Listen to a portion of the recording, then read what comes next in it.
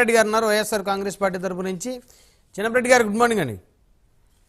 Good morning sir. Panel సభ్యులకు వీక్షకులందరికీ కూడా నమస్కారం. సో చెప్పండి మీరు గుంటూరు నగరానికి చెందినటువంటి వ్యక్తి కాబట్టి ఈ సబ్జెక్ట్ మీద ఎక్కువ అవగాహన మీకు ఉంటుంది ఖచ్చితంగా.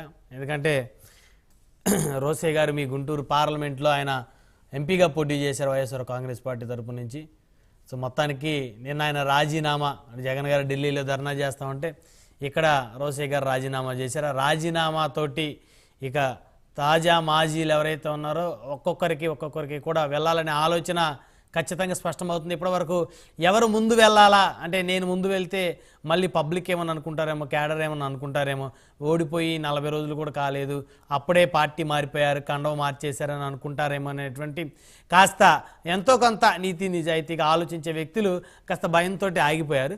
ఇప్పుడు ఒక స్టెప్ పడింది, పార్లమెంట్ అభ్యర్థి వెళ్ళిపోయాడు కాబట్టి ఇక వన్ బై వన్ వెళ్ళటానికైతే ఎవరికి కూడా ఎవరు ఏం అనుకునే పరిస్థితి కాదు. సో కాబట్టి ఇక వైకాపా పరిస్థితి ఏ విధంగా ఉండబోతుంది, జనసేన గేట్లు తెరిస్తే, ఎందుకంటే టీడీపీ ఆల్రెడీ చాలా వరకు 90% వాళ్ళు ఫుల్గా ఉన్నారు, ఎమ్మెల్యేలు ఉన్నారు, అదే ఇన్ఛార్జీలు ఉన్నారు. జనసేన కొన్ని నియోజకవర్గాల్లో క్యాడర్ ఉన్నప్పటికీ కూడా లీడర్లు బలంగా నియోజకవర్గాలు చాలా ఉన్నాయి. సో ఇప్పుడు పార్టీ సంస్థాగతంగా బలోపేతం చేసుకోవాలంటే మరి వచ్చేటువంటి నాయకులు క్రెడిబిలిటీ చెక్ చేసుకొని జాయిన్ చేసుకునే అవసరం ఉంది కాబట్టి వారు కూడా దానికి సిద్ధంగా ఉన్నట్టు తెలుస్తూ ఉంది. సో మరి వైకాపా పరిస్థితి ఏంటి చిన్నరెడ్డి గారు? సార్, మొదటిగా తెలుసుకోవాల్సింది ఏంటంటే వైఎస్ఆర్ కాంగ్రెస్ పార్టీ నాయకుల మీద తయారైనటువంటి పార్టీ కాదండి. వైఎస్ఆర్ కాంగ్రెస్ పార్టీ ప్రజలతో సత్సంబంధాలు పెట్టుకొని జగన్మోహన్ రెడ్డి గారు నాయకత్వాన్ని తయారు చేశారు. చంద్రబాబు నాయుడు గారు 2014 నుంచి 2019 వరకు ముఖ్యమంత్రిగా ఉన్నప్పుడు మా ఎమ్మెల్యేలని 23 మంది ఎమ్మెల్యేలను తీసుకుపోయారు. తీసుకుపోయినందువల్ల వైఎస్ఆర్ కాంగ్రెస్ పార్టీ 2019లో అధికారంలోకి రాలేదా? తప్పకుండా. కిలారి రోసే గారు చాలా మంచి వ్యక్తి, నాకు కూడా బాగా పరిచయం. కిలారి రోసే గారికి 2019లో పొన్నూరు ఎమ్మెల్యేగా జగన్మోహన్ రెడ్డి గారు అవకాశం ఇవ్వటం జరిగింది. అక్కడ ఉన్నటువంటి వైఎస్ఆర్ కాంగ్రెస్ పార్టీ మాజీ జిల్లా అధ్యక్షుడు కూడా ఆపి కిలారి రోసే గారిని గౌరవించినటువంటి పార్టీ వైఎస్ఆర్ కాంగ్రెస్ పార్టీ. అలాగే కిలారి రోసే గారు ఎమ్మెల్యేగానే కాదు, అతని సేవలు దేశానికి ఉపయోగించాలి అని చెప్పేసి ఎంపీగా ఇచ్చినటువంటి ఘనత వైఎస్ జగన్మోహన్ రెడ్డి గారు. సరే, గెలుపోవటములు అనేది సహజంగా జరుగుతూ ఉంటాయి. 2019లో కిలారి రోసే గారు గెలిచి ఉండొచ్చు, 2024లో ఓడిపోయి ఉండొచ్చు.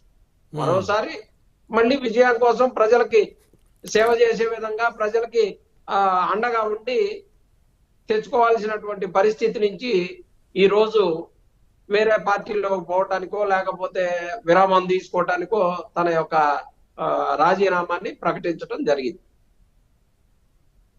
కిలారి రోసే గారు రాజీనామా ప్రకటించడం తోటే రాష్ట్రంలో వైఎస్ఆర్ కాంగ్రెస్ పార్టీ శాప చుట్టేసిందా లేకపోతే మొత్తం క్యూ కడుతున్నారా అని చెప్పేసి అనుకోవాల్సిన పని లేదు. పోయేవాళ్ళు పోతారు, ఉండేవాళ్ళు ఉంటారు. చంద్రబాబు నాయుడు గారి మనస్తత్వం తెలిసి వైఎస్ఆర్ కాంగ్రెస్ పార్టీని అలాగే కూర్చొనిస్తారని ఎవరు అనుకోవాల్సిన పనిలే. ఎందుకంటే 2014 నుంచి 19 ఎక్స్పీరియన్స్ ఉంది కదా, ఎమ్మెల్యేలు తీసుకెళ్ళినటువంటి ఎక్స్పీరియన్స్. కానీ లీడర్ని తయారు చేసుకోవటంలో జగన్మోహన్ రెడ్డి గారు ప్రజల్లో నుంచే లీడర్ని తయారు చేస్తారు. ఎంతమంది చేస్తుంటారు సార్ సుమారు? ఏమండి, జగన్మోహన్ రెడ్డి గారు లీడర్లు ఎంతమందిని తయారు చేశారు? ప్రతి ఒక్కళ్ళని జగన్మోహన్ రెడ్డి గారు తయారు చేసుకున్న లీడరే కదా సార్. కాంగ్రెస్ నుంచి వచ్చిన వాళ్ళు కదా చాలా మంది. సార్, కాంగ్రెస్ పార్టీ నుంచి వచ్చిన కాంగ్రెస్ పార్టీ ఎప్పుడో పోయింది సార్. 2010 రాజశేఖర రెడ్డి గారు 2009లో మరణం తర్వాత కాంగ్రెస్ పార్టీ ఇక్కడ చచ్చిపోయింది సార్. అక్కడి నుంచి వైఎస్ జగన్మోహన్ రెడ్డి గారితో ప్రతి అడుగులో అడుగేసుకుంటూ వచ్చినటువంటి కార్యకర్తల్ని చూసి నాయకులు కొంతమంది వస్తే వచ్చి ఉండొచ్చు, కానీ జగన్మోహన్ రెడ్డి గారు తయారు చేసుకున్నటువంటి జెడ్పీటీసీలకి కొన్ని సీట్లు ఇచ్చారు.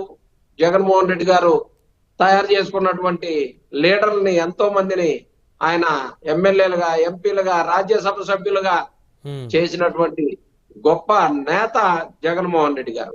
అలాంటి పార్టీలో ఉండటానికి గర్వపడతామే కానీ భయపడో లేకపోతే ఇంకోటో పారిపోవాల్సిన అవసరం లేదు. గెలుపోవటంలో సహజం సార్. ఎవరైనా గెలుస్తాము, ఎవరైనా ఓడిపోతాం. అది ఈ రోజు ఓడిపోయిన తర్వాత ఈ సిద్ధాంతం బోధపడింది. మరి మీరు అధికారంలో ఉన్నప్పుడు తెలుగుదేశాన్ని మీకు ప్రజలు 23 ఇచ్చారు. సో మీరు మాట్లాడే అర్హత లేదు. జనసేన మీ అధినేత 2 చోట్ల ఓడిపోయాడు, ముందు ఎమ్మెల్యేగా గెలవమనండి, మీకు అసలు మాట్లాడే అర్హతే లేదు అని చెప్పేసి పాపం గత 5 సంవత్సరాలు మీరు వాళ్ళని మాటలతో హింసించారు. ఈరోజు మీరు ఓటమి చెందిన తర్వాత గెలుపు ఓటములు సహజమే అనేటువంటి ఒక తత్వం ఈరోజు మీకు బోధపడిన పరిస్థితి. సార్ 2 చోట్ల ఓడిపోయిన మాట వాస్తవమే, లేనిదేమీ అనలేదు.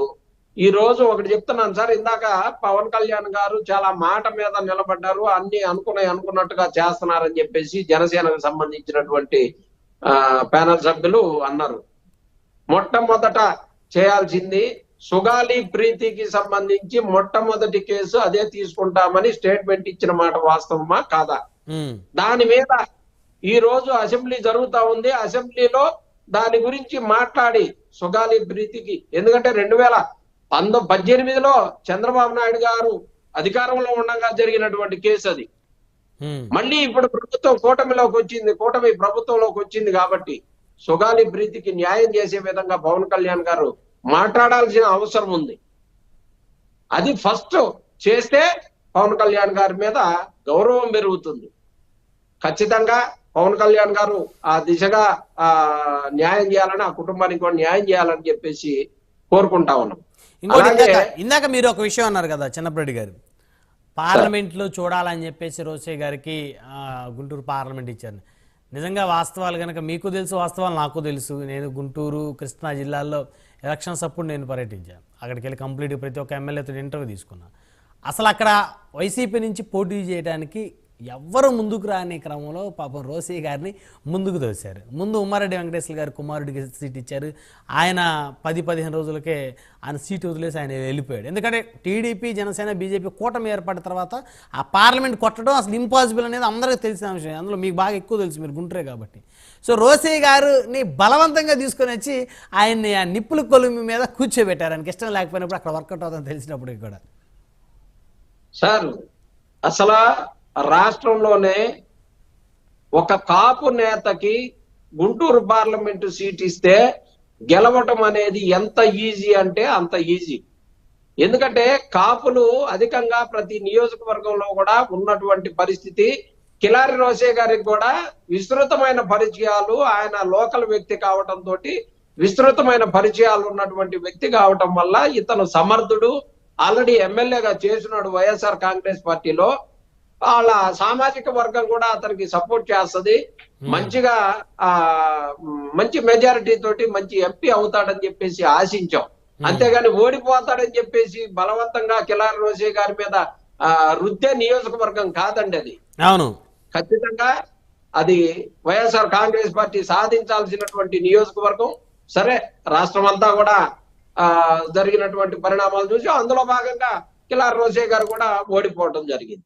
అంతేగాని ఓడిపోయే సీటు కిలారి రోసే గారికి ఇచ్చినటువంటి పరిస్థితి కాదని ప్రేక్షకులందరూ కూడా గమనించాలి.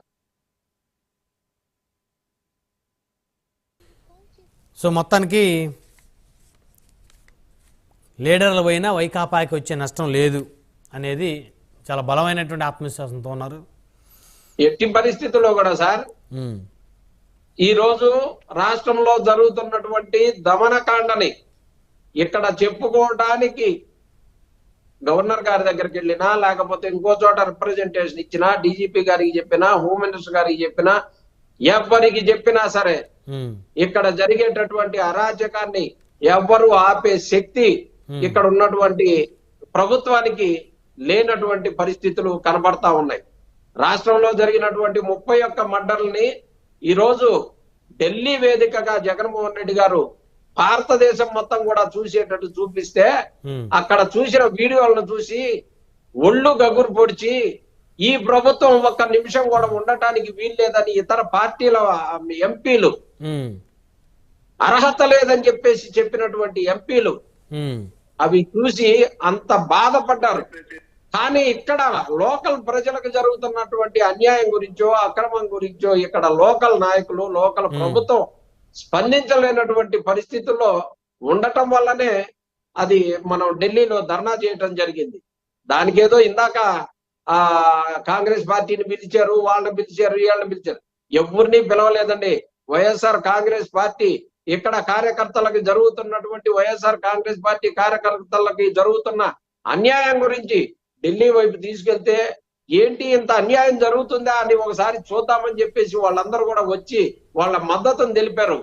అక్కడే ఆ ఫోటోలతో పాటే వివేకానంద రెడ్డి గారి ఫోటో కూడా పెడితే ఇంకా బాగుండేది, న్యాయం జరిగేది అనేది కూడా చాలా మంది మాట్లాడుకుంటున్నారు. చిన్నరెడ్డి గారు, అది తెలుగుదేశం ప్రభుత్వంలో జరిగింది కాబట్టి వాళ్ళు ఎప్పుడన్నా ధర్నా చేస్తే అందులో పెట్టమనండి. వాళ్ళు ఎందుకు పెడతారు? ఇప్పుడు మీరు చేస్తారు. ఇప్పుడు మీరు పెట్టే ఫోటోలు తెలుగుదేశం ప్రభుత్వం, కూటమి ప్రభుత్వం జరిగిన ఫోటోలే కదా మీరు పెడుతుంది.